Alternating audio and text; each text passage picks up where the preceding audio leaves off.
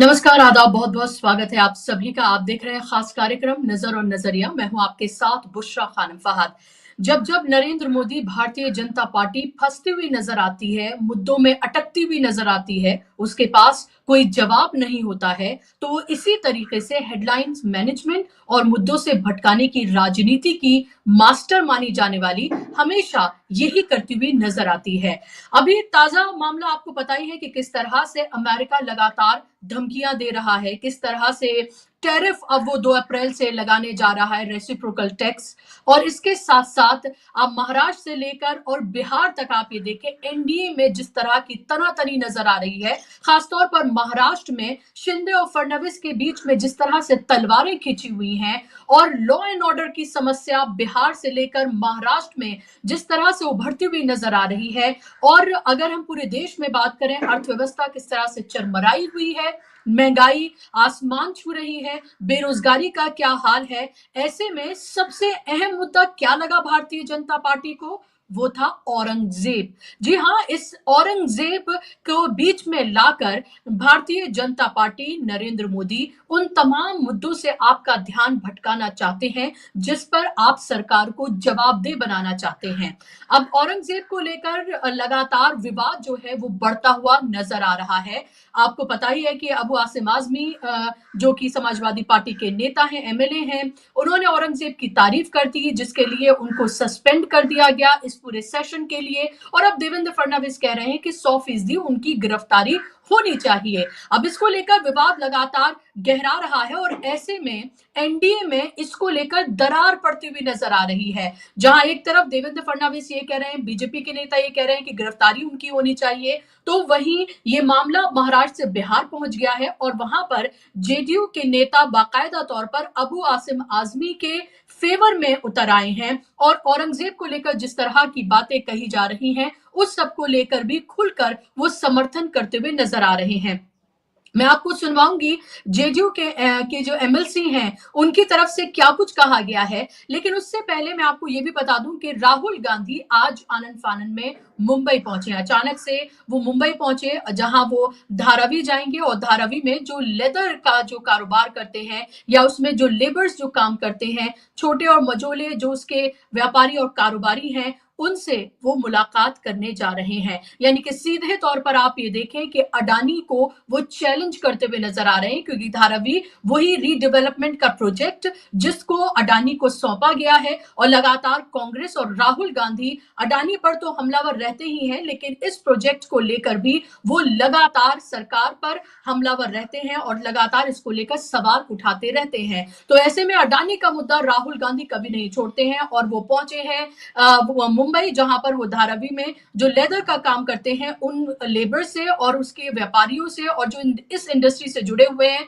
उन मझोले व्यापारियों से वो मुलाकात करने के लिए जा रहे हैं। यानी कि सीधे तौर पर वो नरेंद्र मोदी सरकार और अडानी को चैलेंज करते हुए नजर आ रहे हैं। और ऐसे वक्त में राहुल गांधी पहुंचे हैं मुंबई, जहां आप साफ तौर पर ये देख रहे हैं कि किस तरह से एकनाथ शिंदे और फडणवीस के बीच में तनातनी देखने के लिए मिल रही है और एक तरह का कोल्ड वॉर उन दोनों के बीच में देखने के लिए मिल रहा है और लगातार इसके अलग अलग एग्जाम्पल्स आपके सामने हैं। अब मैं आपको सुनवाना चाहूंगी जेडीयू के जो एमएलसी हैं खालिद अनवर, उन्होंने क्या कुछ कहा है अबू आजमी को लेकर और औरंगजेब को लेकर, और क्यों एनडीए में औरंगजेब को लेकर अब दरार पड़ती हुई नजर आ रही है। सुनिए आप जरा उनको।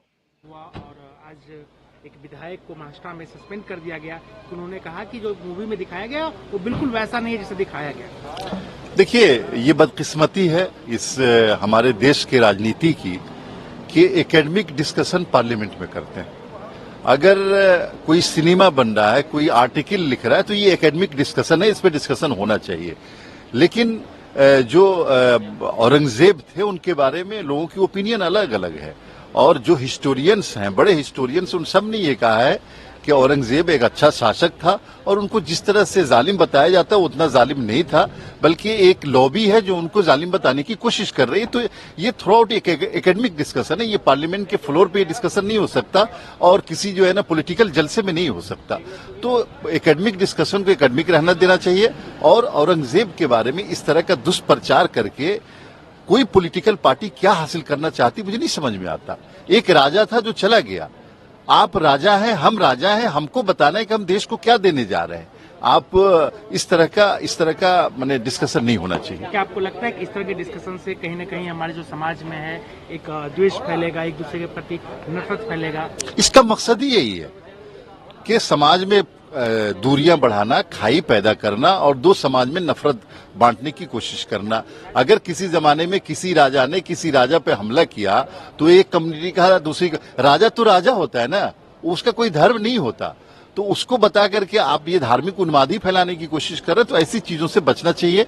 और खास तौर से पार्लियामेंट में एकेडमिक डिस्कशन अगर हो रहा है तो उस पर कार्रवाई नहीं होनी चाहिए। तो एक बात बताइए कि सरकार तो आप ही की है, महाराष्ट्र में भी, वहाँ भी तो एनडीए की ही सरकार है और कार्रवाई भी एनडीए के ही देखिए, एनडीए की सरकार ने की है। एनडीए में हमारा कोई स्टेक नहीं महाराष्ट्र में, और हम लोग, हमारी सरकार बिहार में, हमारी सरकार हमारा स्टेक सेंटर में है। हम लोग इस तरह के डिस्कशन को न तो प्रमोट करते हैं और न ही कोई डिस्कशन होता है तो इस पे सजा देने की हमारी प्रवृत्ति रही है। हम लोग बहुत ओपन है, फ्री स्पीच के कायल हैं, और अगर कोई एकेडमिक डिस्कशन करना चाहता है तो करे, जैसे बिहार के हाउस में होता है और सब लोग फ्रीली बात करते हैं।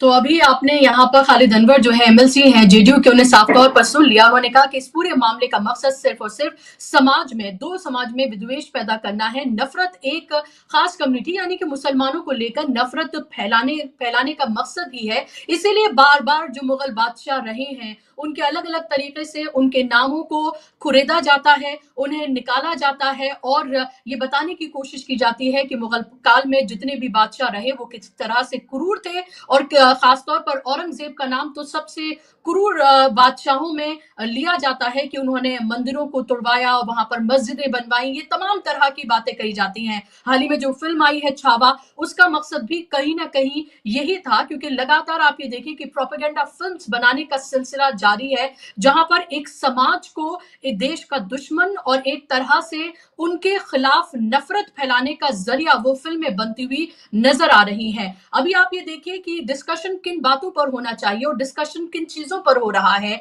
कि औरंगजेब क्रूर था कि नहीं था, और इस सब पर अब जो एक एमएलए हैं जिनको चुनकर जनता ने भेजा है उनको जेल भेजने की बात कही जा रही है, उनको सस्पेंड किया गया है। और अब जेडीयू के ही एमएलसी हैं, कह रहे हैं कि फ्री स्पीच को इस तरह से बंद नहीं किया जा सकता है। वहीं दूसरी तरफ आरजेडी के एमएलए हैं और उन्होंने बहुत वाजिब सवाल उठाए हैं। राम वृक्ष सदा आरजेडी के एमएलए हैं, उनको आप सुनिए, उन्होंने इस पूरे मामले को लेकर क्या कुछ कहा है। बहुत छोटी सी बाइट है, सुनिए आप जरा उनको। औरंगजेब के बारे में कहा जाता है कि मंदिर तोड़ के मस्जिद का निर्माण किए थे वो लोग। उस समय क्रूर शासक को हम नहीं देखे, लेकिन इस समय हम क्रूर शासक को देख रहे हैं। उस समय कहा जाता था कि औरंगजेब मंदिर तोड़ के मस्जिद बनाता था, और इस समय देख रहे हैं कि माननीय प्रधानमंत्री मोदी जी और अमित शाह जी मस्जिद तोड़ के मंदिर बनाते हैं। इसलिए अब कौन क्रूर शासक है? जो आंख से दिखाई पड़ता है वो, और जो कान से सुनाई पड़ता है वो उतने आप लोगों को करना। हिंदू का कत्लेआम करता था, हिंदू को मारता था। वह तो हम लोग नहीं देखे हैं, इतिहास के पन्ना में जो है वो है। आज क्या हो रहा है? आज ये लोग भी बोल रहा है कि मुसलमान को पाकिस्तान भगा देंगे, बांग्लादेश भेजा देंगे। ये लोग भी तो वही काम कर रहा है जो काम औरंगजेब किया।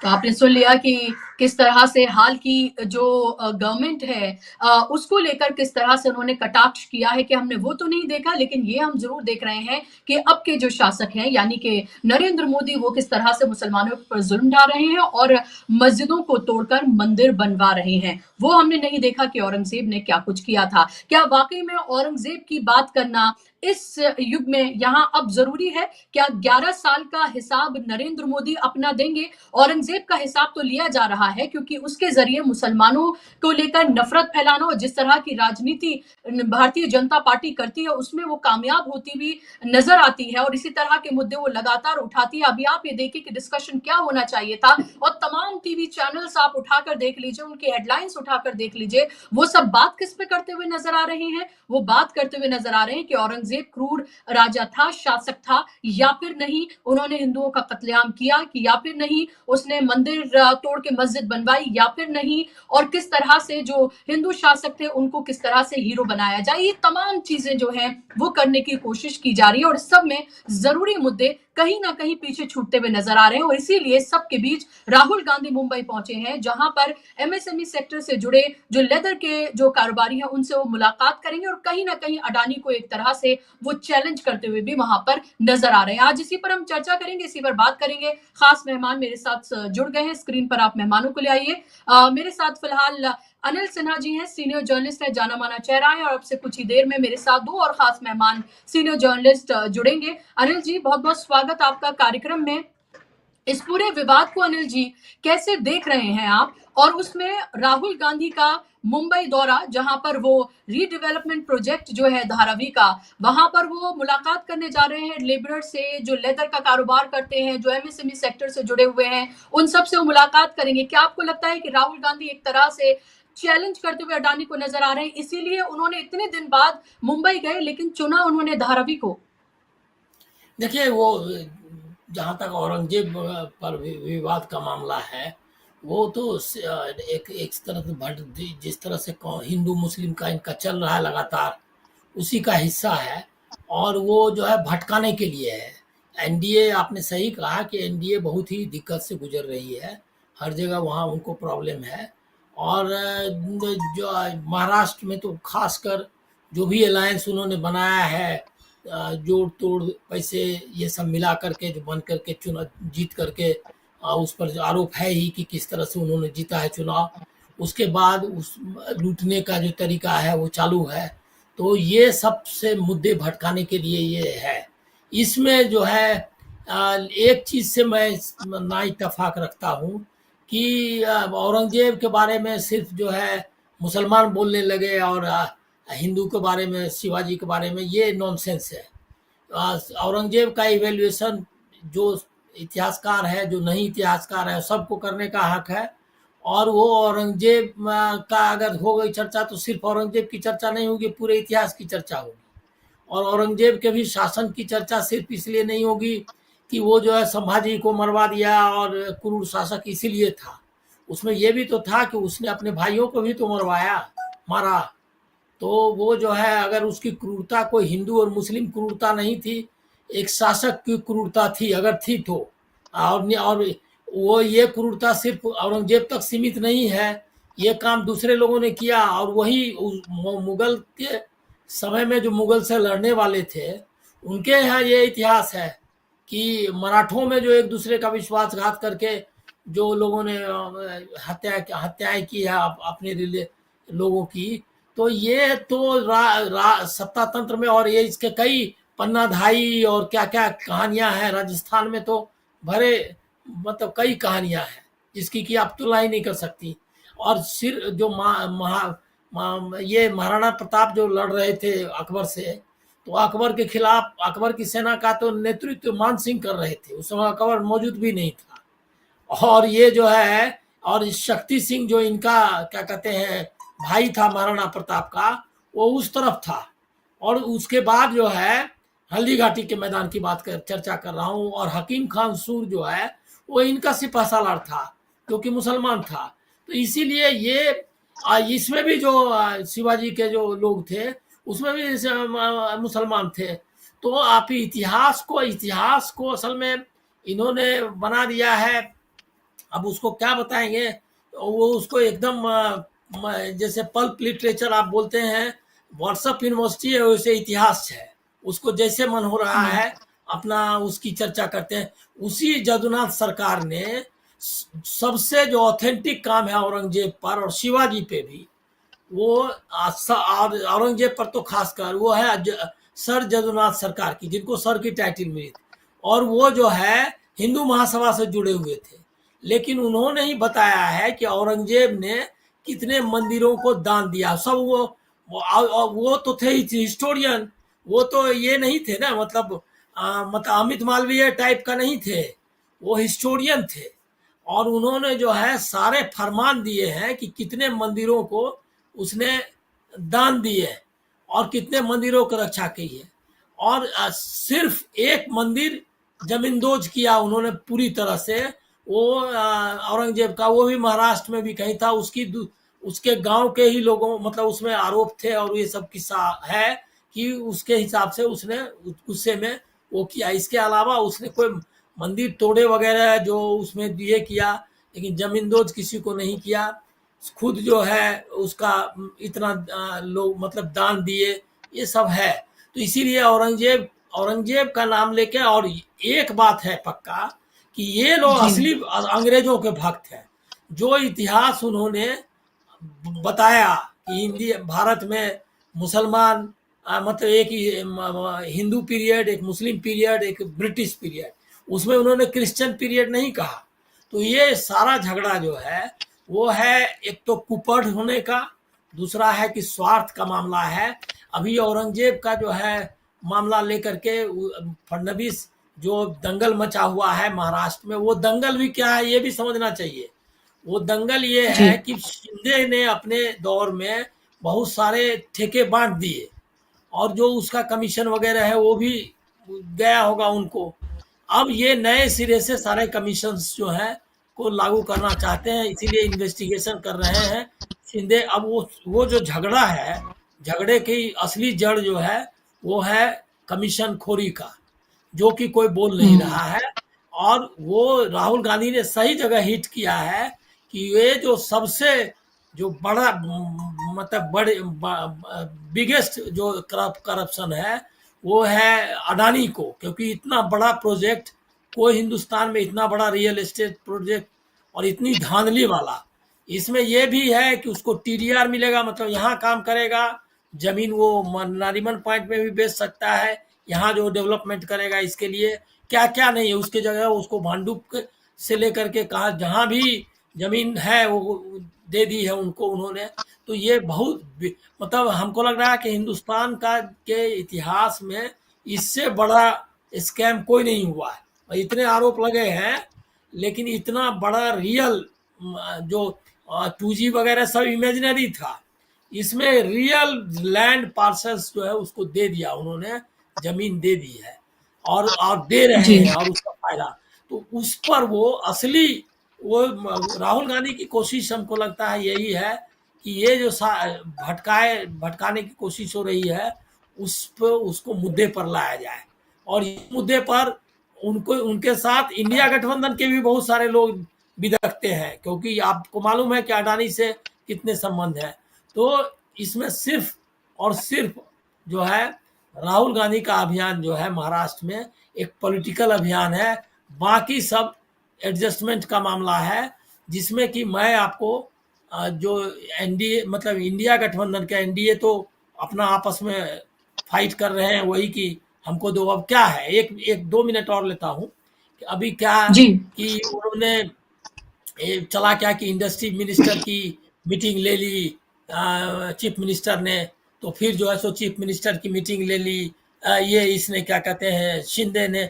ये सब फाइट कोई पावर की फाइट नहीं है, ये रियल मॉनेटरी पावर की फाइट है कि भाई ये जो है जो मिला है लूटने का जो है मतलब लाइसेंस, वो लाइसेंस हम उसका उपयोग करेंगे, आपको नहीं करना है। ये बात हम लोग कहने से हिचकते हैं। तो शिंदे वर्सेस क्या कहते हैं फडणवीस, ये सब कुछ नहीं, ये कुछ नहीं है इसमें। अगर जिस दिन उनका तय हो जाएगा कि ठीक है मतलब एक ये नहीं वो चलेगा। इसी बीच में उन्होंने क्या किया है कि एक मॉनिटरिंग से ये बनाने वाले हैं, यूनिट बनाएंगे जो कि दिन भर मतलब सुबह 8 बजे से लेकर 10 बजे तक रात तक जो भी यूट्यूब पे या दुनिया भर में चलता है उसको मॉनिटर करेगी वो ये सरकार की टीम। ये अभी महाराष्ट्र गवर्नमेंट ने किया है, आज ही उसका जीआर के बारे में अखबारों में आया है। और 10 करोड़ का ये प्रोजेक्ट है, और ये शायद किसी को ठेका दिया जाएगा। वो दिन भर बैठ के देखेगा कि यूट्यूब में हमने क्या कहा, उसने क्या कहा, फलना ये क्या कहते हैं चैनल पे क्या चला, और अगर ये निगेटिव होगा, अगर ये कुछ मतलब उनकी नज़र में ये खिलाफ होगा ये के मतलब लोगों के तो उस पर कार्रवाई भी की जाएगी। और वो पूरा मतलब मॉनिटरिंग असल मामला है कि उस पर नज़र रखने का, जो काम अभी तक सेंटर जो है ठीक से नहीं कर पा रही है। Party Amit Malviya IT cell करता होगा, लेकिन ऑफिशियली जी सेंटर भी नहीं करे, उसको फडणवीस कर रहे हैं। फडणवीस मोदी से आगे निकलना चाहते हैं, तानाशाही में, भ्रष्टाचार में, लिए कर वो आपको मालूम होगा कि जा करके अंबानी से जा करके समझौता कराया। यहाँ पर अंबानी यहीं रहता है बम्बई में, लेकिन इसके लिए वो स्विट्जरलैंड में जा करके समझौता हुआ दावोस में, एमओयू, और उसको प्रचारित किया। तो आप समझ सकती हैं कि क्या क्या चल रहा है उसमें। सिर्फ राहुल गांधी, अब अंतर देख लीजिए, ये पॉलिटिक्स को बताना चाहिए लोगों को कि ये लोग औरंगजेब की बात कर रहा है, संभाजी की बात कर रहा है, शिंदे वर्सेस फडणवीस की बात कर रहा है, उसके बाद भ्रष्ट मतलब ये बांटने की बात कर रहा है, कमीशन बांटने के लिए। राहुल गांधी जो ऊपर से के बदले धारावी जो सबसे बड़ी ये है, मतलब सबसे बड़ा स्लम है पूरे पूरे, हमको लगता है वर्ल्ड में ही, एशिया का तो है ही। तो इतने बड़े स्लम में जो सबसे गरीब आदमी 6 फीट 6 बाय 5 में 10 लोग रह रहा है, और जो कि ये इंडस्ट्री जो अनऑर्गेनाइज सेक्टर है उसका सेंटर है, मतलब वो उसको खत्म करने, आप सोच, उसको खत्म करने के लिए वो दिया जा रहा है कि वो जो इंडस्ट्री है, जो छोटा छोटा कारोबार है वो खत्म हो जाए, लाखों करोड़ का जो हजारों करोड़ का है उसको खत्म करने का। तो वो उस गरीब आदमी से मिलने के लिए गए हैं। ये एक बहुत ऐतिहासिक चीज है, इसको हाईलाइट करिए। और दूसरा ये पक्का है कि अबू आसिम आजमी बोले औरंगजेब पर इसकी कोई जरूरत नहीं है, और उसका हीरो बनने की कोशिश जो ये लीडर्स करना चाहते हैं समाजवादी पार्टी के या अबू आसिम आजमी, ये हक भी उनको नहीं देना चाहिए। कौन होते हैं मुसलमान, क्यों औरंगजेब की, और मुसलमान ही औरंगजेब की ये क्या कहते हैं के रक्षा करने के लिए आएगा? ये इतिहास का मामला है, ये का मामला है, ये सबको करना है। उसकी लीडरशिप उसको भी मत लेने जाइए, ये जो कॉमनल लीडर्स हैं ये क्या कहते हैं मुसलमानों के बीच में, वो ये इसका भी मौका नहीं दीजिए, ऐसा मेरा मानना है।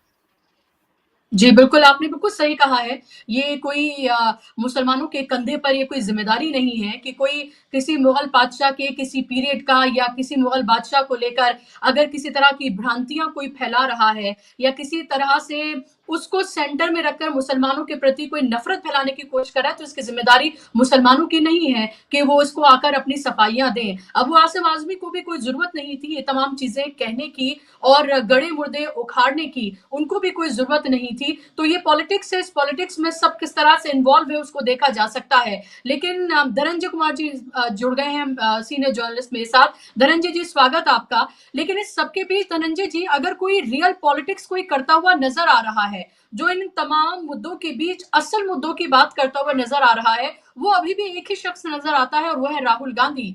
राहुल गांधी, अभी कोई इलेक्शन नहीं है, बीएमसी का इलेक्शन होने वाला है, लेकिन अभी कोई तारीख नहीं है, पता नहीं है कब होगा, कैसे होगा, कब कराएंगे, कब बीजेपी को सूट करेगा कि हाँ आप सब कुछ ठीक है तब वो कराएंगे। लेकिन राहुल गांधी मुंबई पहुंचे हैं, धारावी में मुलाकात करने जा रहे हैं, जो लेदर का काम करते हैं, लेबरर्स, जो वहां पर गरीब तबका जो रहता है उससे वो मुलाकात करेंगे और एक तरह से अडानी को सीधे तौर पर चैलेंज तो वो कर ही रहे हैं, लेकिन जो असल सियासत क्या है उस पर भी ध्यान आकर्षित वो करा रहे हैं। कैसे देखते हैं आप इस सबको? धारावी में ज्यादातर जो लोग हैं ना, जो लेदर का काम करते हैं, खास करके लेदर का काम वहाँ बहुत बड़ा काम होता है।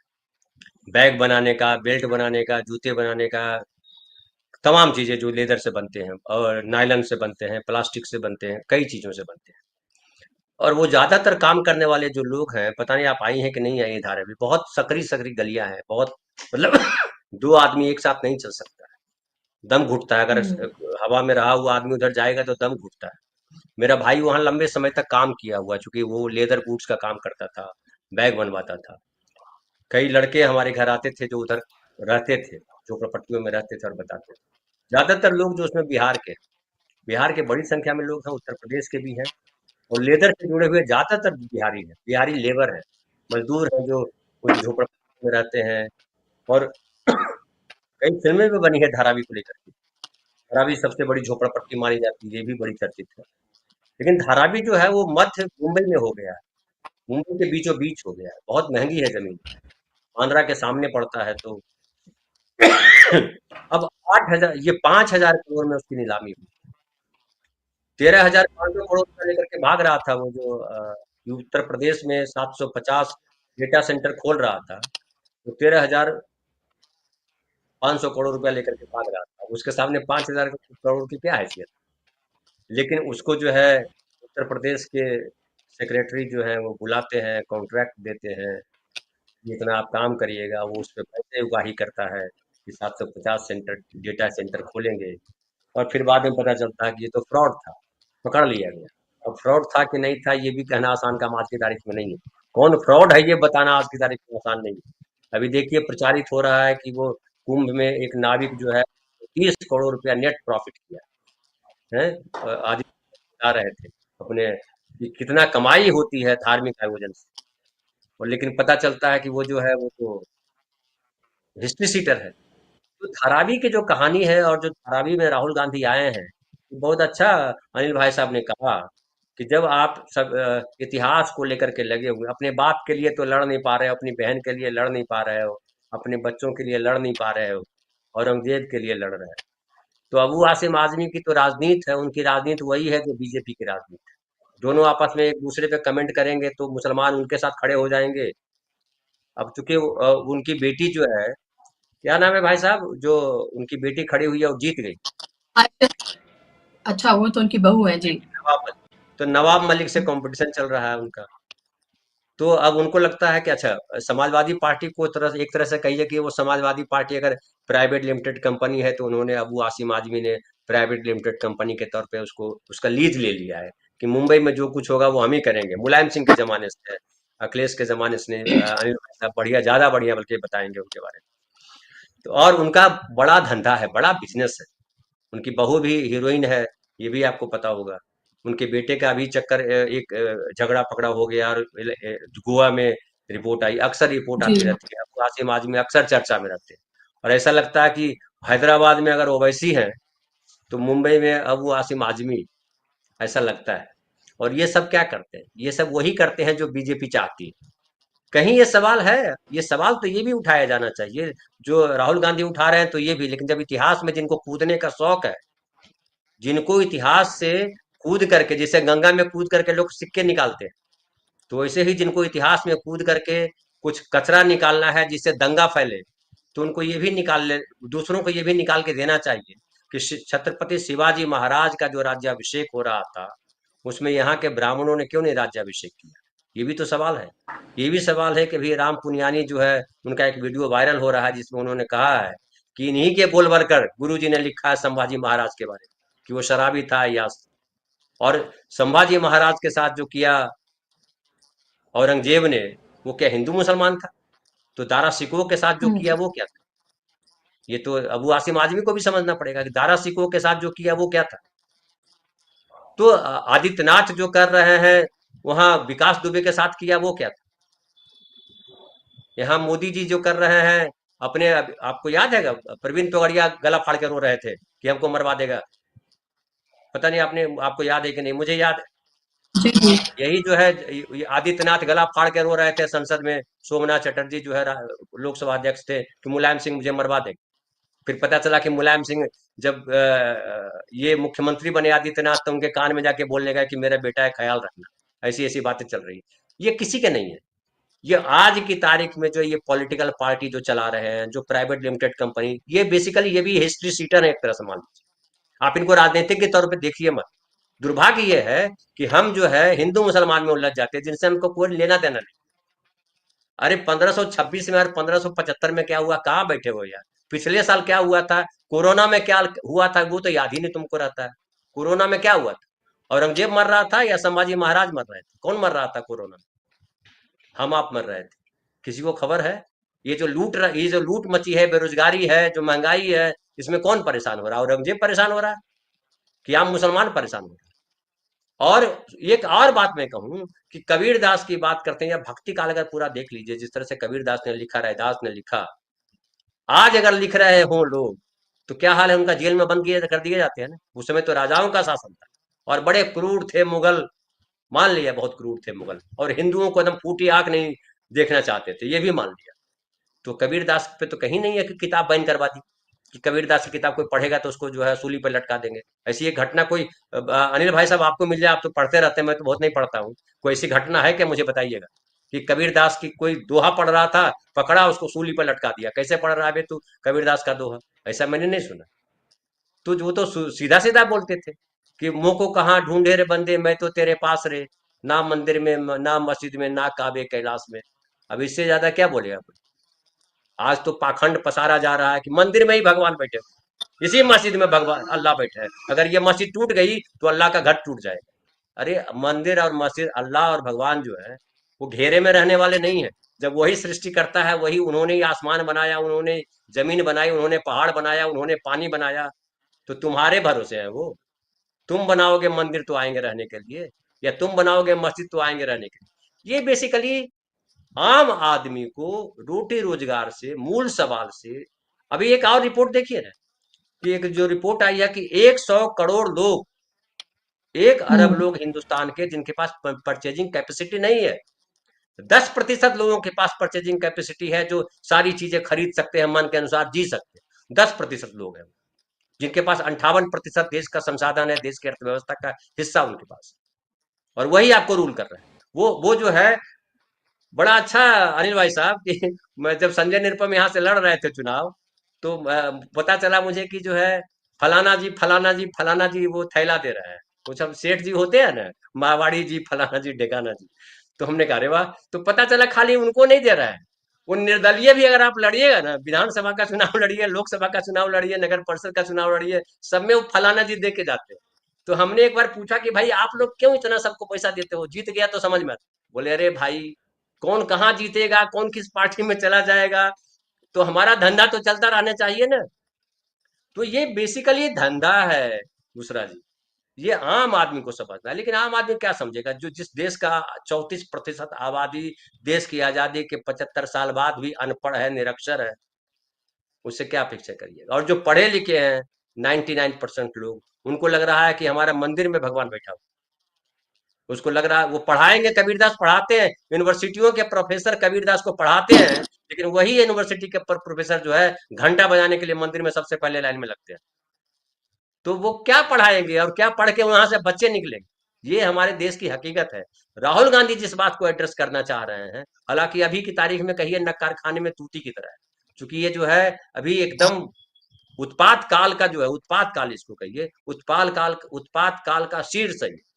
और जब उत्पात काल का शीर्ष होता है, जब तूफान चल रहा होता है, जब बवंडर चल रहा होता है, तो छोटे मोटे तो चीजें उड़ जाती हैं। अब राहुल गांधी अपनी पार्टी को किस तरह से संभालते हैं, ये देखने वाली बात है, क्योंकि उनकी पार्टी के भीतर ढेर सारे लोग घुसे हुए हैं जो वैसे ही है। अभी जीतू पटवारी का फोटो देखिए वायरल हो रहा है, उसके साथ कुमार विश्वास के साथ, जो कुमार कुमार विश्वास विश्वास राहुल के गांधी साथ। को पप्पू बोलता है, जो पप्पू बोलता है कुमार विश्वास, उस कुमार विश्वास को जीतू पटवारी बता रहा है हमारे बड़े प्रिय मित्र है।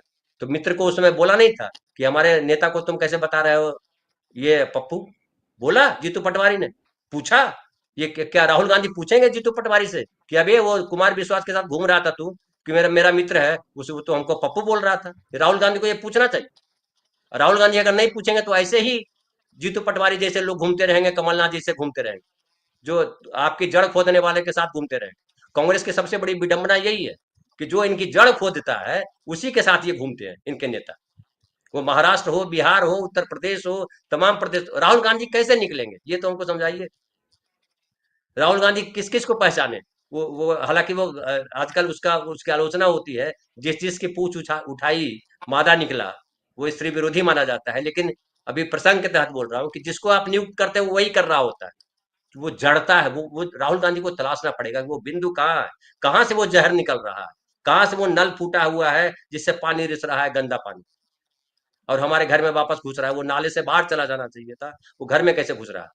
अब बताइए, मध्य प्रदेश का वो जो अधिकारी ये बना हुआ है, राहुल गांधी उसके साथ घूम रहे हैं, वो कुमार विश्वास के साथ घूम रहा है और कह रहा है कि घूमने में कोई दिक्कत है, दुश्मनी मत करो, लेकिन आप ये तो पूछो कि भैया तुम किस हैसियत से बोले थे वो पप्पू है, तुम कौन हो? और अगर राहुल गांधी पप्पू है, कुमार विश्वास मान रहा है, जीतू पटवारी भी मान रहा है, तो ज्वाइन कर दो बीजेपी। फिर क्यों हल्ला कर रहा है कि तुम इधर कांग्रेस पार्टी में ही कर रहे हैं? तो राहुल गांधी को ऐसे लोगों से ज्यादा मिल, आम आदमी तो उनके साथ खड़ा हो जाए, लेकिन ऐसे जो छुपे हुए हैं, जो आस्तीन के सांप जिसको कहते हैं, उसको पहचानना पड़ेगा। जी। जी, बिल्कुल। आप रहिएगा, आपके पास मैं लौटूँगी एक और इम्पोर्टेंट सवाल के साथ, लेकिन अनिल जी बहुत महत्वपूर्ण सवाल धनंजय जी ने यहाँ पर उठाए हैं। ज़ाहिर-सी बात है ये मैंने अपनी शुरुआती जो ओपनिंग रिमार्क थे उसमें मैंने कहा था कि रोज़ी-रोटी, रोज़गार के मुद्दे से भटकाने के लिए ये तमाम मुद्दे उखाड़े जाते हैं। हर कुछ दिन के बाद एक प्रोपेगेंडा फ़िल्म आती है, उसको लेकर डिस्कशन शुरू होते हैं। उनमें हम पिक्चर हॉल से आती हुई वो तस्वीरें देखते हैं जहाँ छोटे-छोटे बच्चे जो हैं वो किस तरह के नारे लगाते हुए नजर आ रहे हैं, उनको क्या सीख दी जा रही है, उनको क्या किस तरह से क्या बनाने की कोशिश की जा रही है। यानी कि हर तरीके से कोशिश ये है कि आपकी सूझ-बूझ, समझ जो है उसको आपसे छीन लिया जाए। आप जो पढ़ने-लिखने की जो सलाहियत है वो आपसे छीन ली जाए। आप रीज़निंग और क्वेश्चनिंग करने के लायक ना रहें। आपको किताबों से दूर कर दिया जाए। आपको सिर्फ प्रोपेगेंडा में फँसाया जाए दिन-रात। व्हाट्सएप यूनिवर्सिटी के ज़रिए आपके ज़हनों में ज़हर घोला जाए और उससे अपनी राजनीतिक रोटियां सेकी जाएं,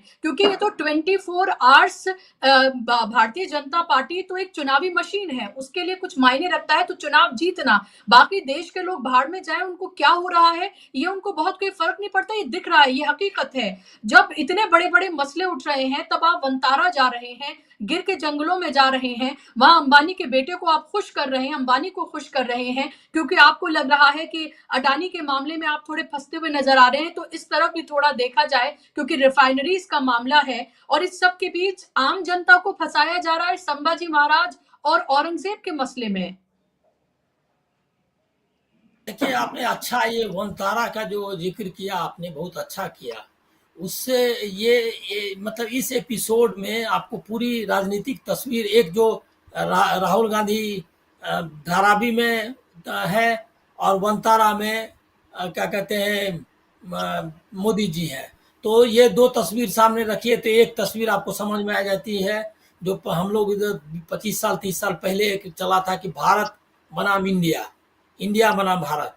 तो इंडिया बनाम भारत को, भाई भारत मतलब कि जो गरीब लोग हैं यहाँ का सब लोग है वो भारत, इंडिया मतलब जो अंग्रेजी पढ़ने वाले और जो रूल करने वाले बड़े लोग हैं वो। तो ये आपको ये दो मोदी, एक मोदी का भारत, एक राहुल गांधी का भारत, ये आपको वनतारा में मोदी जी की तस्वीर और राहुल गांधी की यहाँ की तस्वीर, एक तो ये है। ये दोनों तस्वीर हालांकि तस्वीर को देखने और समझने और दिखाने की औकात या समझदारी मीडिया में नहीं है, इसीलिए अब इसकी उम्मीद करना मतलब फजूल है। लेकिन ये एक दो तस्वीर है। दूसरा है क्या, ये वनतारा था क्या? वनतारा वो नहीं गए थे मिलने के लिए। ये जो बड़ा शिफ्ट है वो समझिए पॉलिटिक्स में जो ट्रंप के आने के बाद हिंदुस्तान में हो गया है, वो शिफ्ट ऐसा है कि एक तो अंबानी को ट्रंप ने बुलाया, हिंदुस्तान के जो मतलब मुल्क का जो सरगना है या जो हमारा प्रधानमंत्री है उसको नहीं बुला करके उसको बुलाया। उसने कॉरपोरेट पावर को जो इंडिया में है उसको रिकॉग्नाइज किया। इंडिया के लेजिटिमेट जो कानूनी तरीके से चुना हुआ जो प्रतिनिधि है उसको अस्वीकार करके उसने उसको बुलाया। ये एक शिफ्ट ट्रंप की ओर से है। और यहाँ यह क्या शिफ्ट हुआ, उसने अंबानी जाए या ना जाए वो ऐसा नहीं हुआ कि हिंदुस्तान से इतनी बड़ी मतलब बड़े इवेंट में जाने के लिए वो गया मतलब मोदी जी से या जयशंकर से इजाजत मांगने या उनसे मशविरा करने कि भाई हम जा रहे हैं इतने में, आप हमको मतलब एक तरह से अनुमति दीजिए। नहीं किया उसने, वो खुद अपनी ताकत से गया। तो ये एक सिग्निफिकेंस जो उसका है वो समझना चाहिए। दूसरा है क्या कि राहुल वो भारत आने के बाद प्रधानमंत्री अंबानी के पास गए। ये वनतारा साइड शो है, ये साइड शो है वनतारा। असली शो ये है कि अंबानी से मिलने के लिए वनतारा गए प्रधानमंत्री, वो भी कब, अमेरिका से आने के बाद। मतलब अमेरिका से आने के बाद अंबानी उनसे को नहीं बुला भेजा कि भाई आइए, वो जाता भी नहीं। तो भारत का सिंहासन है, जो गद्दी है, वही वहां पहुंच गई। वो मतलब उस पर जो बैठा हुआ आदमी है। ये एक बहुत बड़ा शिफ्ट है कि कॉरपोरेट अब कॉरपोरेट चला रहा है हिंदुस्तान को। अब जो है चुने हुए प्रतिनिधि उसके मोहरे हैं। पहले वो पीछे से काम करता था, अब वो फ्रंट में है, ये पीछे है। ये सिग्निफिकेंट चेंज है, जो बहुत बड़ा चेंज है जिसको समझ। राहुल गांधी उसको रिवर्स करना चाहते हैं, ये जो फाइट है। इसीलिए वो उनको निश्चित तौर पर वो वनतारा जाएंगे, अंबानी के रिसोर्ट है वो, एक तरह का रेस्क्यू सेंटर नहीं है। उसके बारे में ये भी किसी ने हमको बताया कि वहाँ मतलब गैर कानूनी तरीके से इतने जानवर इकट्ठा कर लिए गए। ये है नहीं कानूनी तरीका, मतलब जो है कानून उसके उनके वन संरक्षण का या उसके हिसाब से भी नहीं फिट है। वो पैसे के ताकत पर वो कर लिया है, तो वो जो है और कानून को धता बता रहा है, कोई नहीं उसको चेक कर रहा है। प्रधानमंत्री जिसके पास जा रहा है वहाँ फॉरेस्ट लॉ, वहाँ एनिमल प्रोटेक्शन एक्ट, इन पेटा जिसको आप बोलते हैं, ये जो है ये सब का पालन कितना हो रहा है, क्या कर रहा है, वो कोई देखने वाला नहीं है। तो वो तो एक कानून की, लेकिन गए थे मिलने के लिए असल में अंबानी से। और इसको आप जोड़ सकती हैं कि अंबानी इनका जो मुकदमा फंसा हुआ है ये में क्या कहते हैं अडानी का, ये क्या कहते हैं वहाँ की अदालतों में, अमीर की अदालतों में वो अमेरिका। मामला भी है। दूसरा ये है कि लेकिन इसका कोई फायदा नहीं हुआ। 2 अप्रैल से जो टैरिफ है वो टैरिफ लागू हो जाएगा हिंदुस्तान के लिए, वो घोषणा हो गई है। तो आप ये जो बीच बचाव भी है वो हिंदुस्तान के पक्ष में नहीं है। अडानी का अंबानी का प्रॉब्लम ये है कि वेनेजुएला से जो तेल आ रहा है उस पर सैंक्शन से उसको आने के रास्ते में बाधाएं हैं, ट्रंप से उसको दूर करवाना है, तो वो उसका फंसा हुआ है, वो कर रहा। तेल का सबसे बड़ा व्यापारी अभी वर्ल्ड में जो है के रूप में उभर गया है ये, जबकि एक तेल का कुआं इसका नहीं है, इसका कहते हैं अंबानी का, लेकिन ये तेल का सबसे बड़ा व्यापारी बन गया है, अमेरिकी लोगों को भी पीछे छोड़ रहा है। तो वो जो है ये वो सब मामला है। आप समझ लीजिए कि वो है कि जो अंबानी से मिलने गए वो, और इधर जो है सो धारावी में जो प्लेट में जो अडानी को दे दिया है उसको रोकना चाहते हैं राहुल गांधी। फाइट देखिए यही है कि अबू आसिम आजमी और इनके बीच में फाइट नहीं है। सही धनंजय ने बताया, धनंजय तो बॉम्बे में रहते हैं, उनको ज़्यादा मालूम है आजमी के बारे में, तो इसीलिए। और नवाब मलिक में हम लोग सब जानते हैं इन लोगों को। तो ये जो है इन लोगों को कुछ नहीं करना है। इन लोग देखिए कि इतना ये धारावी का मामला है, अबू आसिम आजमी, धारावी में मुसलमानों की बड़ी संख्या है, गरीब मुसलमानों को, वो भी यूपी से आया हुआ जहाँ से आजमी है।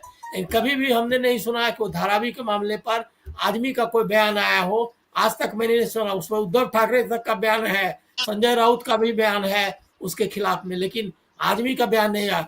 इससे जरूर मुसलमानों को सावधान करना चाहिए। ये मेरा मतलब, ये मैं धनंजय से पूरी तरह सहमत हूँ।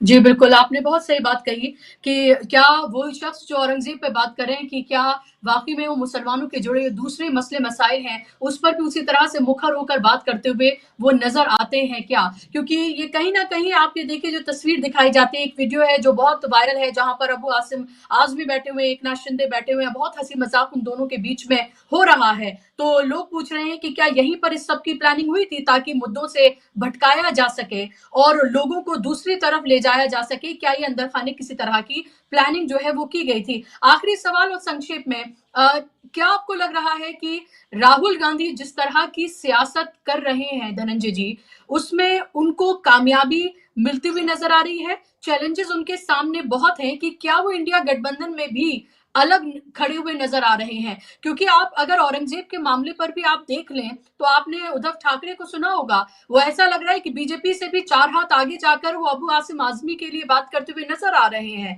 तो वो अपनी उसी तरह की जो हिंदुत्व की उसकी उनकी पॉलिटिक्स है उस पर वापस आते हुए क्या आपको नजर आ रहे हैं? और फिर राहुल गांधी इसमें कहाँ नजर आते हैं आपको? देखिए, जो उद्धव ठाकरे हैं वो कंफ्यूज हो गए। जो पार्टी उनकी टूट गई और उनको विधानसभा में भी नहीं मिली सीटें, सत्ता चली गई, कंफ्यूज हो गए। उनको समझ में नहीं आ रहा राजनीति क्या होनी चाहिए। राजनीति वो सही करने निकले थे, लेकिन वापस वो चले गए वहीं। वो फर्क ही नहीं कर पा रहे हैं कि औरंगजेब और शिवाजी महाराज की जो पूरी लड़ाई है, छत्रपति शिवाजी महाराज की, वो लड़ाई दरअसल हिंदू मुसलमान की लड़ाई नहीं। असली लड़ाई अगर सही मायने में मानिए तो 2 राजाओं की लड़ाई है, और असली लड़ाई जो है वो है कि जो पेशवा और मराठा की लड़ाई। आप उसको उसको सवर्ण और दलित से और सवर्ण और ओबीसी से और तमाम चीजों से जोड़ के देख सकते हैं। और शिवाजी महाराज मुसलमानों के खिलाफ नहीं थे। औरंगजेब भी हिंदुओं के खिलाफ नहीं था जिस तरह से कहा जा रहा है, गाड़ा जा रहा है। तमाम राजाओं की अपनी जरूरतें होती है। आज क्या नरेंद्र मोदी किसके साथ खड़े? देश के 100 करोड़ हिंदुओं के साथ या 144 करोड़ हिंदुओं के साथ खड़े हैं क्या? खड़े होते तो 5 किलो अनाज देकर के उनको ये कर रहे होते क्या? लेकिन राहुल गांधी जो कर रहे हैं, मैं उसको इंपॉर्टेंट इसलिए देता हूं, जो बोल रहे थे अनिल भाई साहब की वो अबू आसिम आजमी जो है धारावी के मुसलमानों के लिए क्यों नहीं बोला। बहुत बड़ा सवाल किया, सही सवाल किया। धारावी वाले प्रकरण में कहाँ खड़ा है? और क्या अडानी के खिलाफ खड़े होने की हिम्मत दिखाएंगे वो अबू आसिम आजमी? और महाराष्ट्र की पॉलिटिक्स में एक कंट्राडिक्शन है, और वो कंट्राडिक्शन ये है कि सावरकर का मुद्दा हो, शिवाजी महाराज और औरंगजेब का मुद्दा हो, और जो है अडानी का मुद्दा हो, तमाम पार्टियां चुप हो जाती। शरद पवार भी कुछ नहीं बोल पाते। तो शरद पवार, देवेंद्र फडणवीस, एकनाथ शिंदे, ये क्या कहते हैं, उद्धव ठाकरे, सब एक पिच पे चले जाते हैं। सबका एक पिच है। अब कांग्रेस बच जाती है। कांग्रेस में भी वैसे ही लोग भरे पड़े हैं। राहुल गांधी नई पिच बनाना चाहते हैं। जो वो गए हैं वहां पे, जहां एड्रेस कर रहा है कि गरीब आदमी को उसका घर ठीक से मिले, उसका घर सही मिले, उसके साथ धोखा ना हो। आपको ये पता होगा कि ये सारे में कितने धोखे होते हैं। ये सारे में धोखा ये है कि जिसको, जो जमीन पे जिसका झोपड़ा है उसी को घर मिलेगा। झोपड़े के ऊपर झोपड़ा बना है, उसके ऊपर झोपड़ा बना है तो नहीं मिलेगा घर। लेकिन कॉन्ट्रैक्ट करते समय ये कर लेते हैं साइन कि हाँ सबको घर मिलेगा, सबका फोटो बन जाता है। बाद में रूल दिखाने लगते हैं कि ये देखिए एसआरए का रूल है कि उसी को घर मिलेगा, 1+1 नहीं मिलता है। ग्राउंड फ्लोर पे जिसका झोपड़ा उसी को मिलेगा। तो बहुत सारे घोटाले अभी होंगे उसमें। और जहां उद्योगपति, पॉलिटिशियन और गुंडा तीनों जहां मिल जाते हैं, जी। वहां आम आदमी का सत्यानाश ही होता है। तो राहुल गांधी अगर आ रहे हैं, वर्षा गायकवाड़ वही है, वहीं वो उसी इलाके से जीत करके आती है, मुंबई कांग्रेस के अध्यक्ष भी शायद है। अभी उनके पिताजी एकनाथ गायकवाड़ दलित समाज से ये लोग आते हैं। अगर वो वहां की लड़ाई लड़ रहे हैं, अगर हिंदू मुसलमान वगैरह वगैरह जो करते रहते हैं ये लोग, उससे अगर अलग होकर के चलती है वर्षा गायकवाड़, राहुल गांधी को लेकर के आई है, तो शायद वो मकसद है। और राहुल गांधी अभी ये स्टेटमेंट दिए नहीं, देंगे स्टेटमेंट तो पता चलेगा क्या बोल रहे हैं। लेकिन मुझे लगता है वो वही बोलेंगे कि जो है यहाँ पे जरूरी है कि जो जो कमजोर लोग हैं, जो दलित लोग हैं, जो मुस्लिम हो चाहे हिंदू हो चाहे कोई भी हो, उनको घर मिले, उनको सुकून का जीवन मिले, उनके साथ किसी तरह की नाइंसाफी न हो। और एक ये भी मैं कहूँ कि ये जो, देखिए ये लड़ाई शुरू कहाँ हुई, ये धनंजय मुंडे का प्रकरण चल रहा था। धनंजय मुंडे को एक मर्डर केस, उनके साथी ने, किसी ने मर्डर किया, उसके आरोप लगे, कई महीने से चल रहा था। और फडणवीस दबाव बनाए हुए थे कि नहीं इस्तीफा दो। बीजेपी का नेता अगर धनंजय मुंडे होते तो क्या इस्तीफा होता है? मुझे नहीं लगता, क्योंकि आज तक किसी बीजेपी नेता का इस्तीफा नहीं हुआ, क्योंकि वो अजित पवार की पार्टी थे। अजित पवार की पार्टी को घेरना भी है उनको। अजित पवार, अब धनंजय मुंडे से इस्तीफा जबरन लिया गया। अरे मर्डर तो किया, उसके किसी साथी ने किया, तो अब उसको सीधे सीधे कैसे पकड़, उसका नामजद अपराधी है क्या, या जो भी है अगर है तो वो अब वहां से शुरू हुआ मामला। उस मामले में फिर लगा कि कहीं राजनीति गड़बड़ा तो नहीं रही है, कि एनडीए में ही झगड़ा होने लगे। तो ये आदमी लेकर के आ गया औरंगजेब को। औरंगजेब, अब वो धनंजय मुंडे का प्रकरण गायब हो गया, औरंगजेब आ गया। हिंदू मुसलमान जो सबसे इंपॉर्टेंट पिच है, जिसे होता है ना कि मुंबई में फलाना का पिच है, बैट्समैन का पिच है, तो यहाँ तो बैटिंग खूब करेंगे। तो ये हिंदू मुसलमान एक ऐसा पिच है जहां आरएसएस के लोग, बीजेपी के लोग बहुत बढ़िया बैटिंग करते हैं, खूब रन बनाते हैं। तो वो पिच दे दिया। अब राहुल गांधी जो नया पिच बोले, नहीं हम यहाँ मैच नहीं खेलेंगे, हम मैच यहाँ खेलेंगे। अडानी है वहां पे, और वहां पे धारावी है, झोपड़पट्टी है, जहाँ हिंदू मुसलमान सब मिल के रहते हैं, हम उस पिच पे खेलेंगे। अब क्या वो जा पाते हैं बाकी खिलाड़ी की नहीं, ये देखने वाला काम है। क्या राहुल गांधी उस पिच पे ले जाते हैं कि चलो आओ इस पर खेलो? जैसे चुनाव के समय 2024 का जो लोकसभा चुनाव हुआ, वो संविधान पे चला गया था, पूरा का पूरा मैच संविधान पे गया। नतीजा हुआ कि मोदी जी जो है 240 सीट पे सिमट गए। तो क्या उस पिच पे जा रहे हैं? कैसे जाएंगे? राहुल गांधी के लिए खुद ही बड़ी चुनौती है, बड़ा आसान लड़ाई नहीं है। जी, बिल्कुल। बहुत मुश्किल लड़ाई है, बहुत मुश्किल चुनौती है, और विचारों की ये लड़ाई है, मुद्दों की ये लड़ाई है, और उसमें कहीं न कहीं हर कुछ दिन बाद हम देखते हैं कि राहुल गांधी अलग खड़े हुए नजर आते हैं। अपनी पार्टी में भी ऐसा लगता है कि वो एक तरह से अलग थलग हो गए हैं और ऐसे में उनके सामने चैलेंज और चुनौतियां बहुत हैं। और दो तस्वीरें, एक तरफ आप वंतारा में और गिर के जंगलों में आप घूमते हुए देखिए नरेंद्र मोदी को, और दूसरी तरफ धारावी पहुंच रहे हैं राहुल गांधी, जहां एक्चुअली प्रधानमंत्री को जाना चाहिए वहां पर राहुल गांधी और उन मसलों को राहुल गांधी उठाते हुए नजर आते हैं। और प्रधानमंत्री जो कि 18-18 घंटे काम करते हैं, वो कैसे पिकनिक मनाते हुए नजर आते हैं, वो भी हम सबके सामने है। लेकिन आप सबको उलझाया जा रहा है औरंगजेब और दूसरे तमाम मसलों में। बहुत बहुत शुक्रिया आप दोनों मेहमानों का, अनिल जी आपका, धनंजय जी आपका, कार्यक्रम का हिस्सा बनने के लिए, समय देने के लिए बहुत धन्यवाद। धन्यवाद आप तमाम दर्शकों का भी इस कार्यक्रम का हिस्सा बनने के लिए। आज के इस कार्यक्रम में बस इतना ही, मुझे दीजिए इजाजत, नमस्कार।